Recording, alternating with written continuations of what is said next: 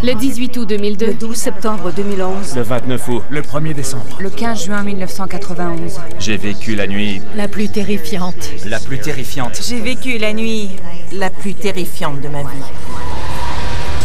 J'ai été réveillée par des grognements. Il se dirigeait droit vers ma chambre. J'ai senti comme une présence menaçante. J'entendais sa respiration. Soudain, on a vu une lumière très vive. J'espérais que ça allait s'arrêter. La créature était tout près.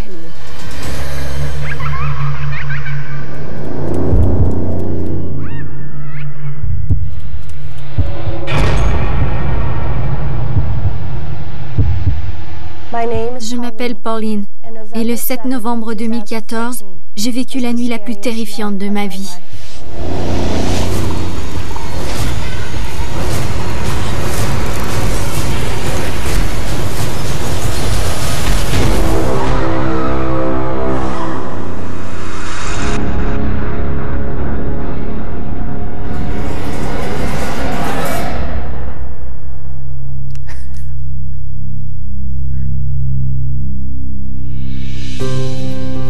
À 25 ans, j'ai emménagé dans un nouvel appartement avec ma fille de 2 ans, Amelia.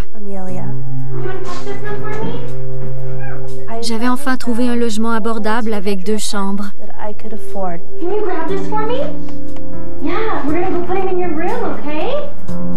Amelia aurait maintenant sa propre chambre. Je n'aurais plus besoin de mettre son lit à côté du mien.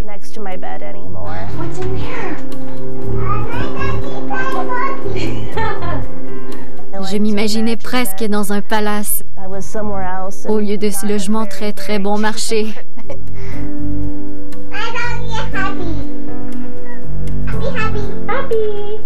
Je vivais seule avec ma fille et c'était une nouvelle vie qui commençait pour nous.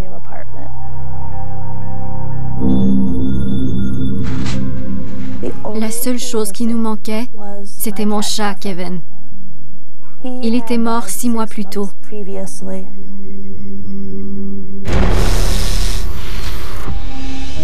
Kevin était un chat merveilleux.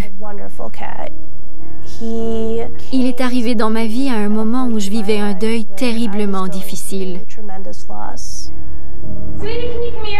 Je l'ai tellement aimé.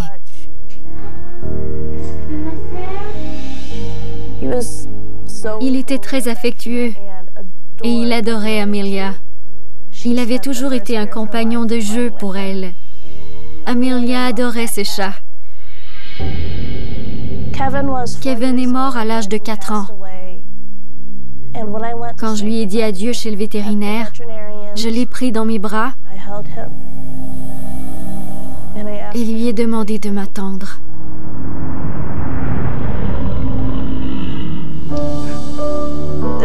De 3, on est brusquement passé à 2.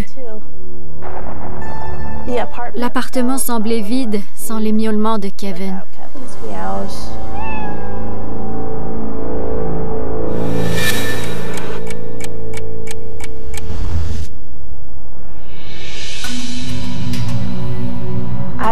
J'avais passé la journée à ranger mon appartement.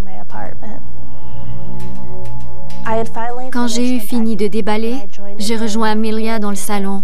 Okay, let's take a seat. Want some of that? Okay. Yum. On regardait la télévision quand j'ai eu l'impression qu'on m'observait.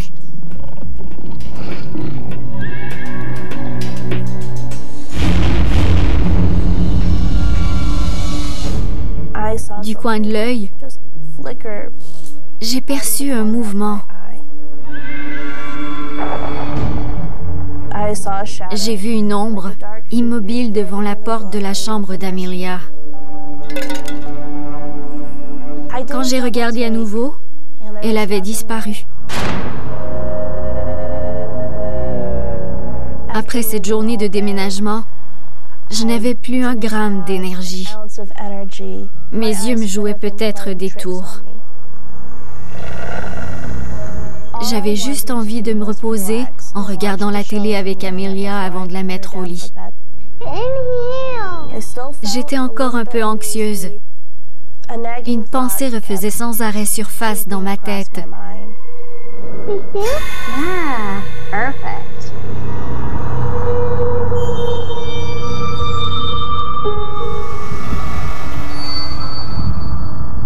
Et s'il y avait vraiment quelqu'un? Je n'arrivais pas à me débarrasser de l'idée qu'on n'était peut-être pas seul à la maison. Mommy's just gonna be right back, okay?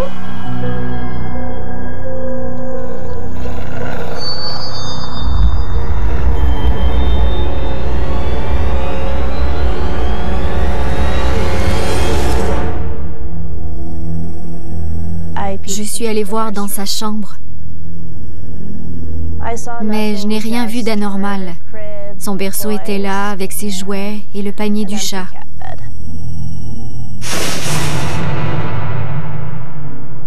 Ma fille m'a appelée pour me dire que l'épisode était terminé. Je lui ai dit que c'était l'heure d'aller au lit.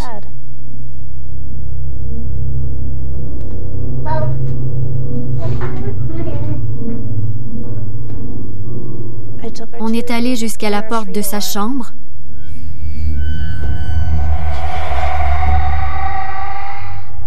Mais j'hésitais. J'avais l'impression que ce n'était pas une bonne idée qu'elle dorme seule dans cette chambre. You know what, honey? Why don't you come with me this way? Why don't you come stand right around with me? Yeah, you can play on the bed. Amelia jouait tranquillement sur mon lit.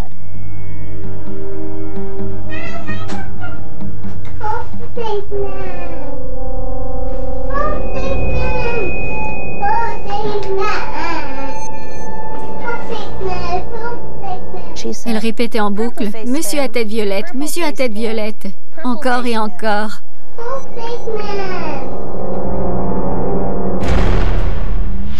Elle montrait le placard du doigt. J'ai trouvé ça bizarre. Mais j'ai pensé qu'elle avait trop regardé la télévision pendant que je déballais nos affaires.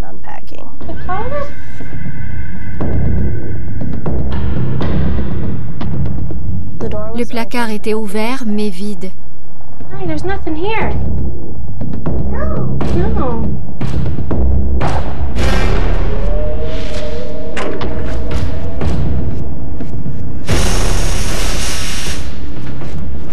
Can you get ready for bed? Mom's going up here. Je l'ai embrassé sur la tête et je l'ai bordé.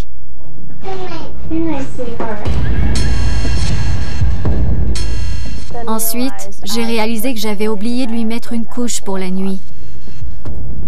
Je suis retournée dans sa chambre.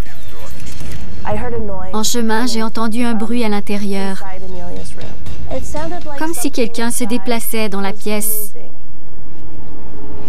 ou parlait.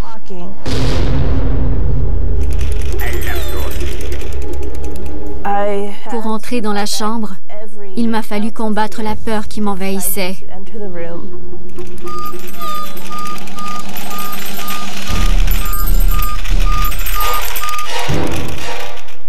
Tout était en désordre.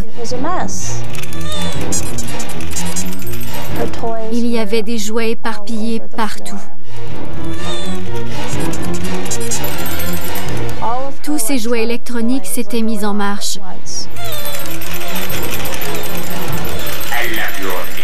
Son ours en peluche a dit « Je t'aime, Amelia ». Ça m'a fait peur.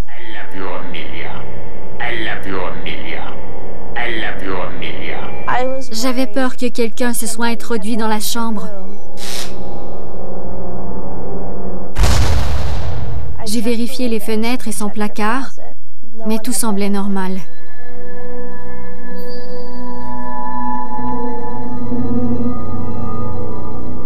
Même si je n'avais trouvé personne, j'avais l'impression d'une présence dans l'appartement, avec nous. Et cette chose voulait qu'on le sache.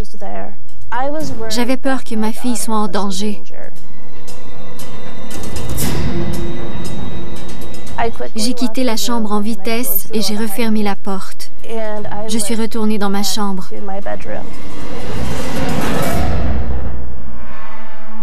Je suis allée voir Amelia et tout allait bien.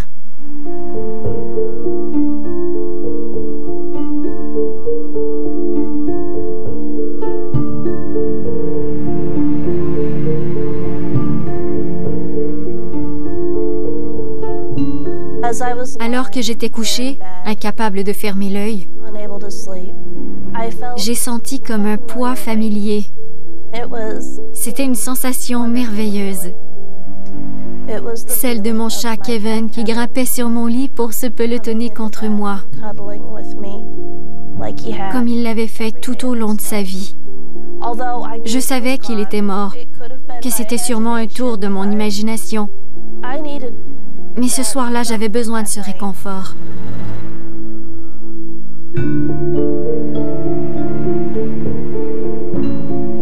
Je me suis endormie.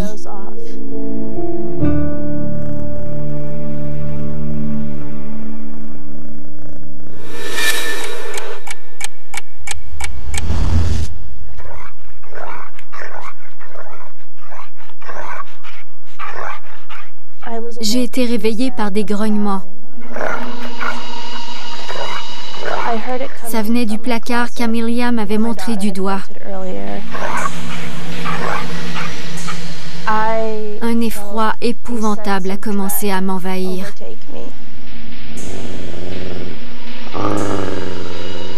J'ai regardé Amelia, elle dormait.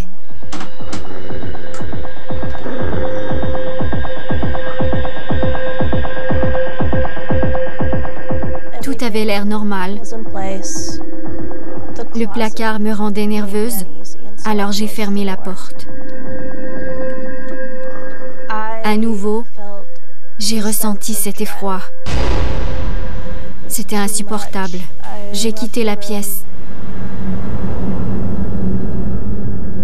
J'avais besoin d'un verre d'eau.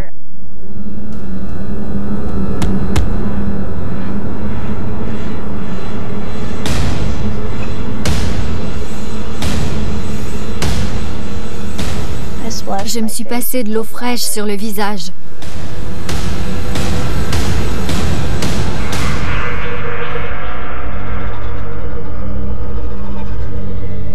Quand je me suis sentie mieux, je suis retournée me coucher.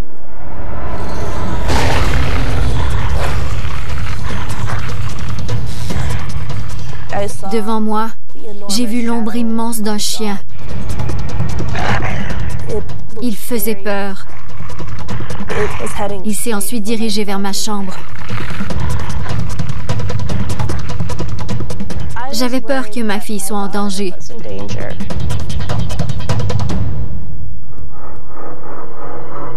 J'ai regardé partout, mais je n'ai rien vu. Tout était à sa place, sauf la porte du placard qui s'était rouverte. Je l'ai refermée.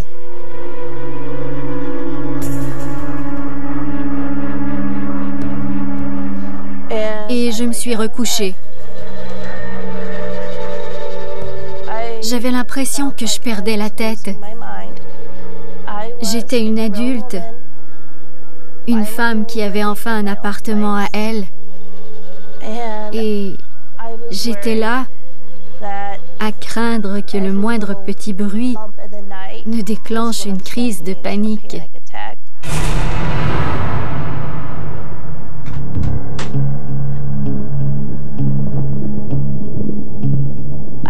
J'étais fatiguée.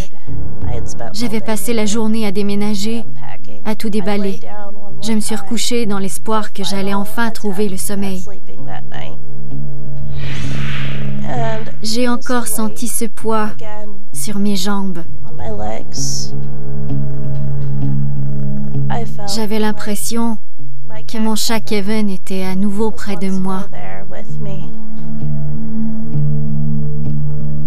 Avec lui à mes côtés, je me sentais suffisamment en confiance pour réussir à m'endormir.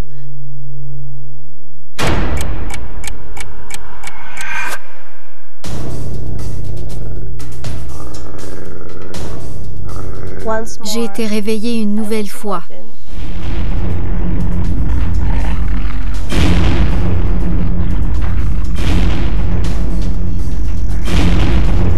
Les grognements avaient repris. Cette fois, ils étaient plus forts, plus menaçants et plus terrifiants.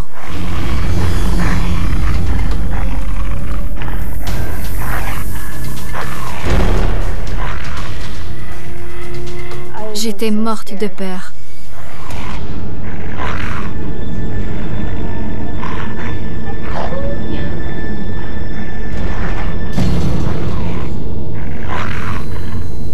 J'ai hissé ma fille sur mon lit et je l'ai installée sous les couvertures, près de moi.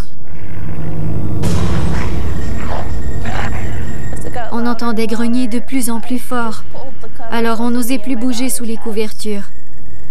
Je la tenais.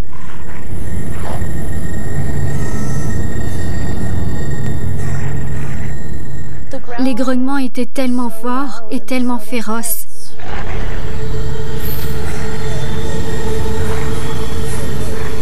Qu'on aurait dit que le molosse était tout près.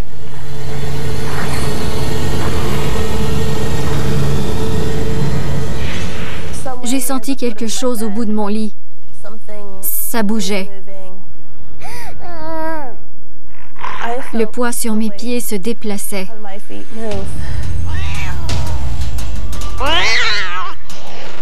Soudain, on a entendu autre chose que des grognements. Comme un chat qui feule et qui crie.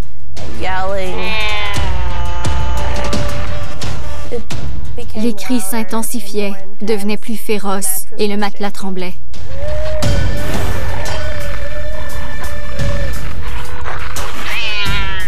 Je serrais ma fille en espérant que ça allait s'arrêter.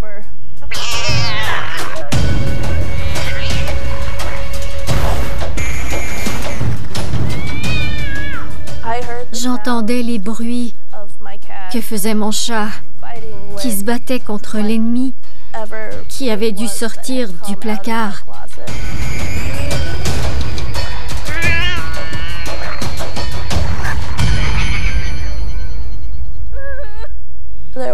Finalement, il y a eu un dernier grognement effrayant. Et le calme est revenu.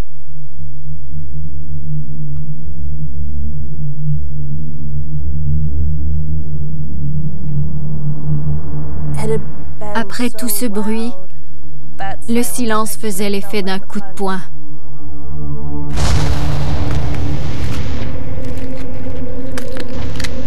Alors j'ai entendu des bruits de mastication, comme des os broyés par des crocs. J'ai entendu le fantôme du chien manger Kevin. Entendre ça, c'était insupportable. Je ne sais pas si l'âme de Kevin existe encore.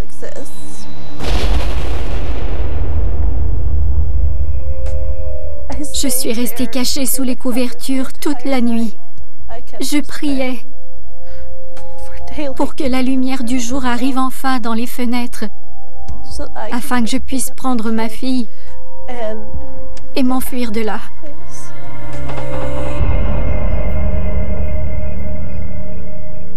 Ça a été la nuit la plus terrifiante de ma vie.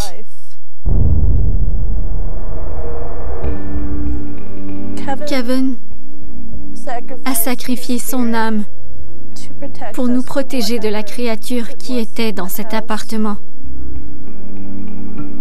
J'ai déménagé 2 mois plus tard. Mon voisin m'a dit que s'il y avait un appartement qui avait des raisons d'être hanté, c'était le mien, parce qu'un homme s'était pendu dans le placard de ma chambre.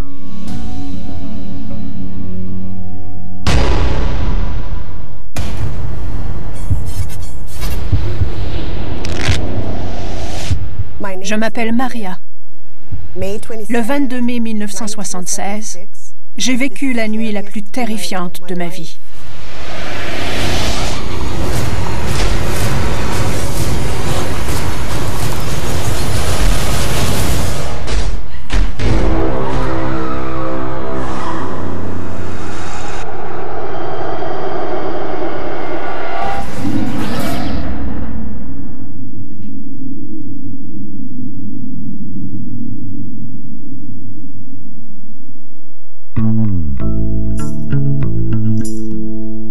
Ce soir-là, j'étais en compagnie de ma mère et de mon père. Mon frère était sorti. Je faisais mes devoirs, des leçons et des exercices, la routine scolaire, quoi. Faire les devoirs sous la supervision de maman.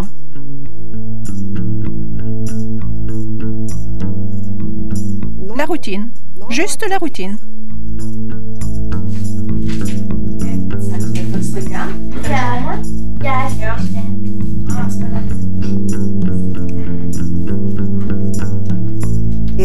C'était l'heure de me coucher.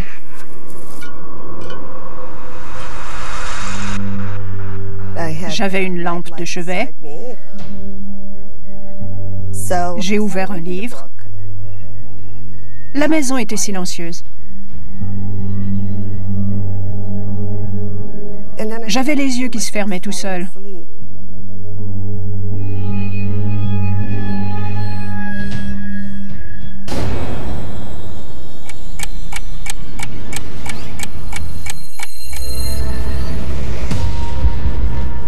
Quelques minutes plus tard, bien au chaud sous mes couvertures, j'ai commencé à rêver.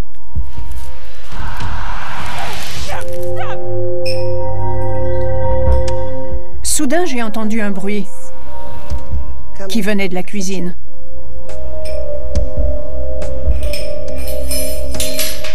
J'ai écouté quelques minutes. Mom? Dad? Personne ne répondait. D'abord, j'ai eu du mal à définir ce que c'était. C'était un bruit comme un cliquetis ou des petits coups secs, comme quand on remue une cuillère dans un verre. Clic, clic, clic, clic, clic, clic, clic, clic, clic. J'ai eu peur. Et sur le coup, j'ai cru que c'était mon frère. J'avais oublié qu'il était sorti. Alors que j'avançais dans le couloir, je continuais d'entendre ce bruit, comme un jus qu'on remue.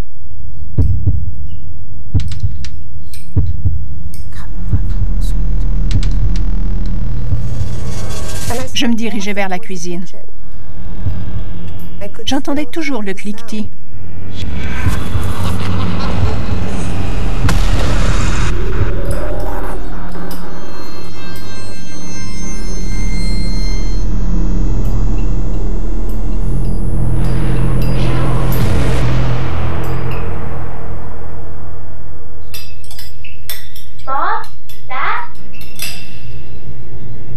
À la seconde où je suis entrée dans la cuisine, le bruit s'est arrêté.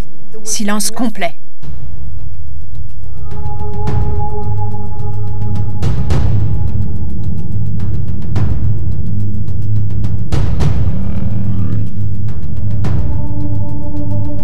Il n'y avait personne.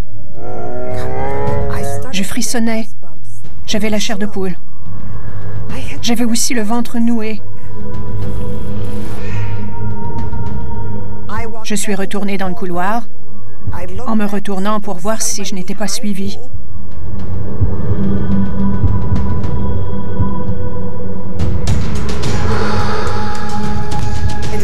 Je suis retournée dans ma chambre, me cacher sous les couvertures.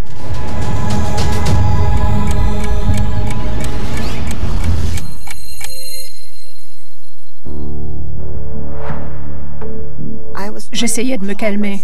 Je souhaitais me rendormir, mais j'étais terrifiée. Je m'agrippais à mes draps. Couchée dans mon lit, j'essayais de donner un sens à ce que j'avais entendu. Je m'étais presque convaincue que c'était mon imagination.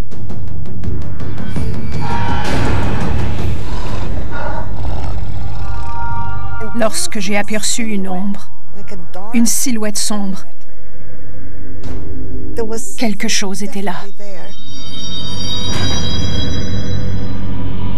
Mom, is that you? Mom!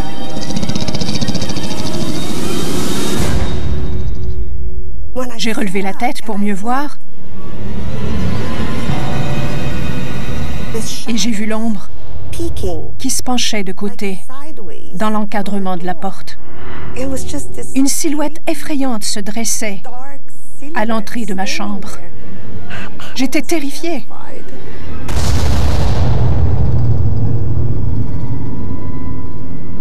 Je ne saurais pas dire s'il s'agissait d'un homme ou d'une femme. C'était une forme humaine. J'avais peur. Je savais que j'étais prise au piège dans ma chambre parce que cette créature me barrait le passage.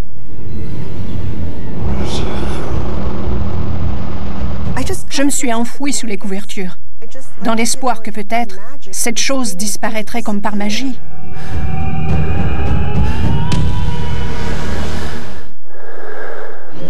J'étais terrifiée. J'entendais mon cœur battre dans ma poitrine. Je n'avais que 15 ans. J'étais très jeune. Je n'avais aucune idée de ce que c'était. C'était effrayant.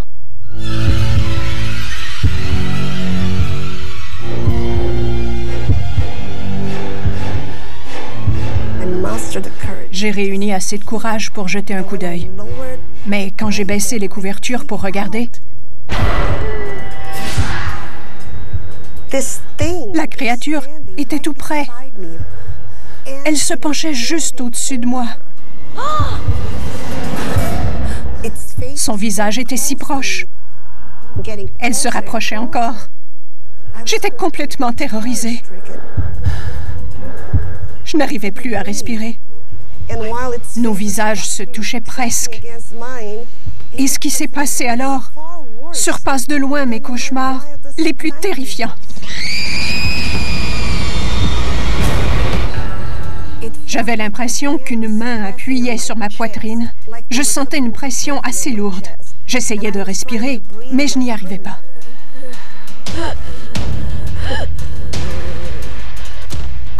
Je ne pouvais plus bouger, comme si on m'avait jeté un sort. J'étais littéralement paralysée. J'avais l'impression de suffoquer.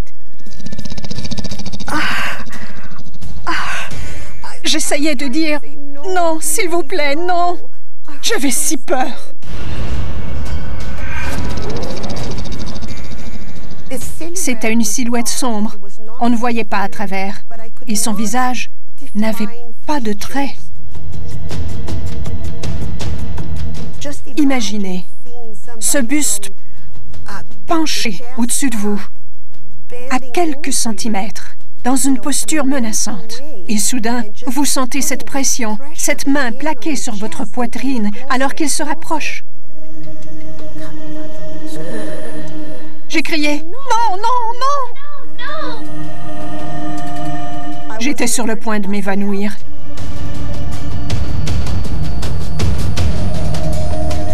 Puis ça s'est arrêté. Ça a été la pire expérience de ma vie.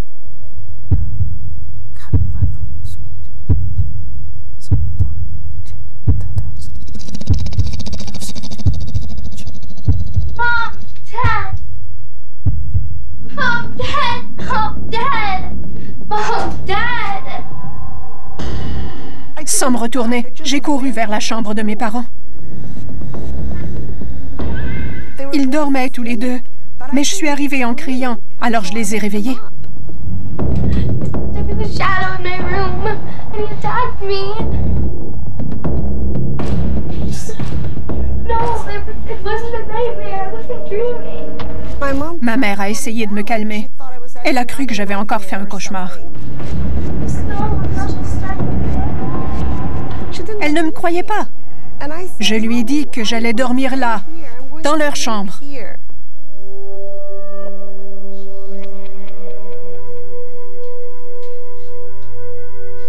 J'avais une grande couverture que j'ai pliée et déposée à même le sol, à côté de leur lit.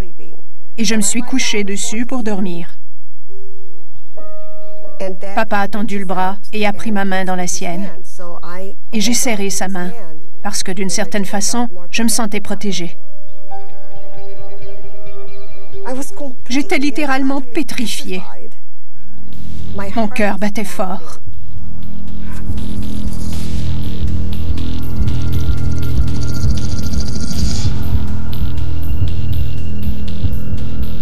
Je me suis mise à trembler. J'espérais que l'ombre ne reviendrait pas, qu'elle ne me trouverait pas. Finalement, j'étais si fatiguée que je me suis endormie.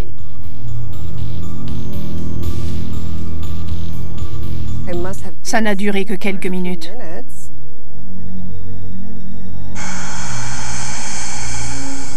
Je me suis réveillée en sursaut, avec cette même impression. Il faisait froid dans la chambre. Il y avait une présence. Cette sensation que j'avais eue plus tôt, je la sentais à nouveau.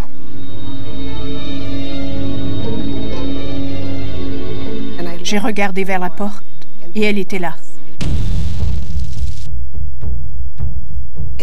Elle me regardait.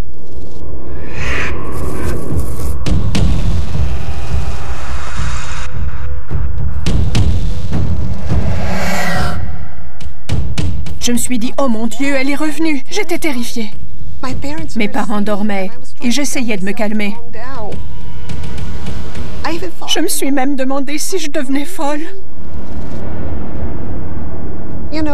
On commence par se dire que ça vient de soi, parce que personne à part soi ne voit rien. J'avais vraiment très peur. Je n'arrivais pas à en croire mes yeux.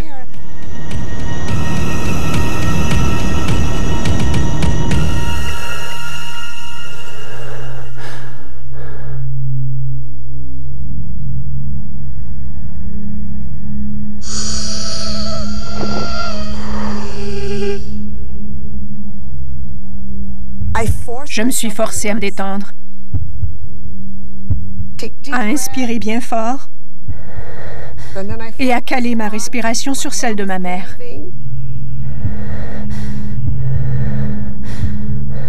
Sur celle de mon père. Et j'entendais ma propre respiration qui ralentissait. Lorsque j'en ai entendu une quatrième, une respiration lourde, comme ça.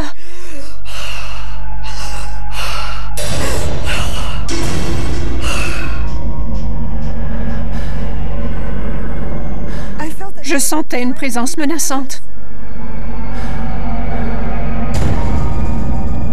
Je ne me sentais plus en sécurité.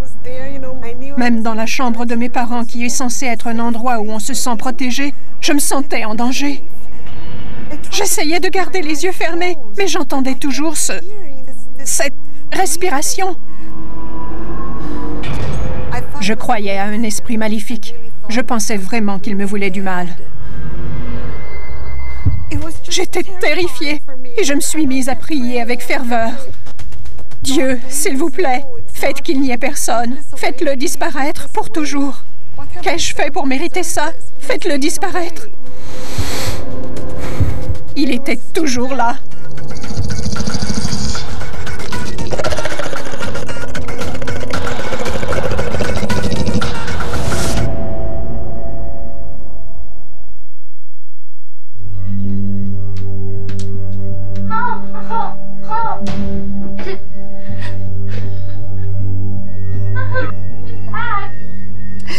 Je n'arrivais plus à me contrôler. C'était trop terrifiant pour moi.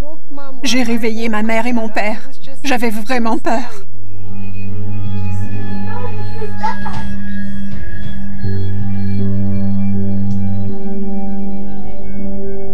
On a regardé vers la porte et il n'y avait rien.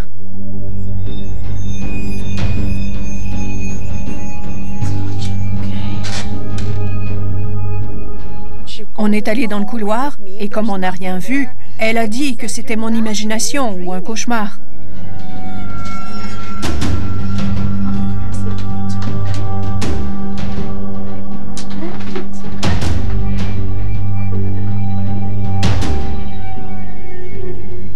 J'avais tellement envie qu'elle me croie. J'étais tellement effrayée. Quand une chose comme ça nous arrive, on veut que nos parents nous croient.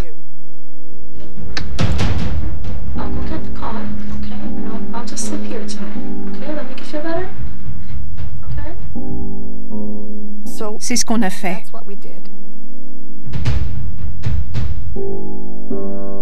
Elle a installé son lit de camp et s'est couchée près de moi.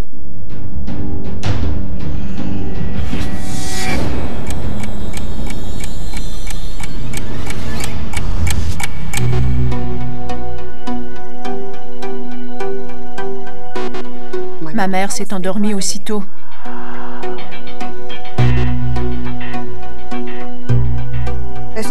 À nouveau, j'ai senti mes yeux se fermer. Puis, j'ai senti autre chose.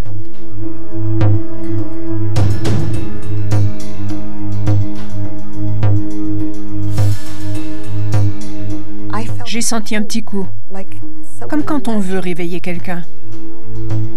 Imaginez, vous êtes dans votre lit et quelqu'un vous donne des petits coups, comme pour vous réveiller. Alors j'ai ouvert les yeux et demandé à ma mère ce qu'il y avait. Mais maman dormait. Oh mon Dieu, je suis devenue blême et j'avais la chair de poule, de la tête aux pieds.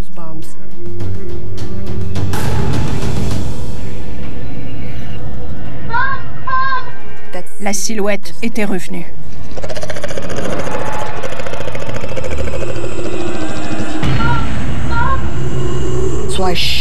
J'ai secoué maman et quand elle a ouvert les yeux, elle a vu l'homme. Cette fois, ma mère aussi le voyait. Et toutes les deux, on était terrifiés. Il se dressait bien droit dans l'encadrement de la porte.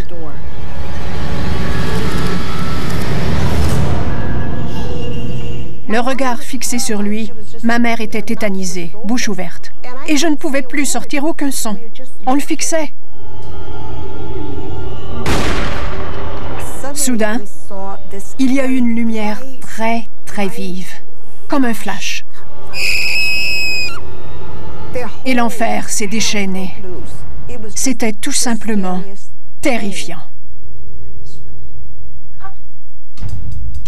On s'est levé et on a quitté la chambre pour aller dans le salon.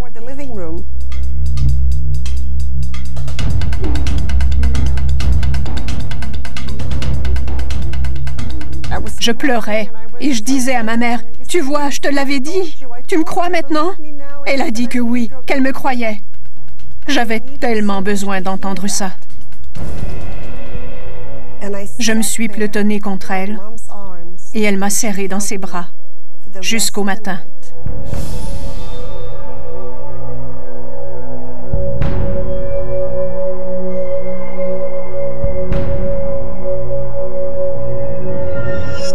Ça a été la nuit la plus terrifiante de ma vie.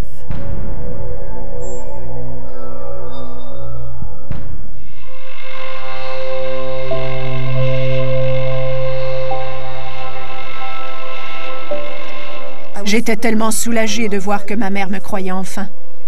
Je pense qu'il s'agissait d'un esprit malin qui s'était attaché à moi.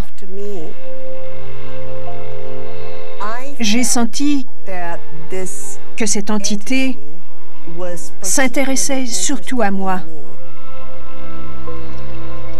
Je me suis sentie menacée. J'ai eu peur pour ma vie. Je suis quelqu'un d'intelligent. Je n'ai jamais compris la raison de cette apparition. Parfois, on préfère ne pas parler aux autres de ce genre d'expérience, parce qu'ensuite, on nous regarde bizarrement. Je n'ai jamais raconté cette histoire à personne, surtout aussi ouvertement que je viens de le faire. Aujourd'hui, je suis plus âgée, j'ai de l'expérience, et je n'ai pas honte de décrire en détail ce qui m'est arrivé. C'était terrifiant, et quand j'y repense, même encore aujourd'hui, ça a été la nuit la plus terrifiante de ma vie.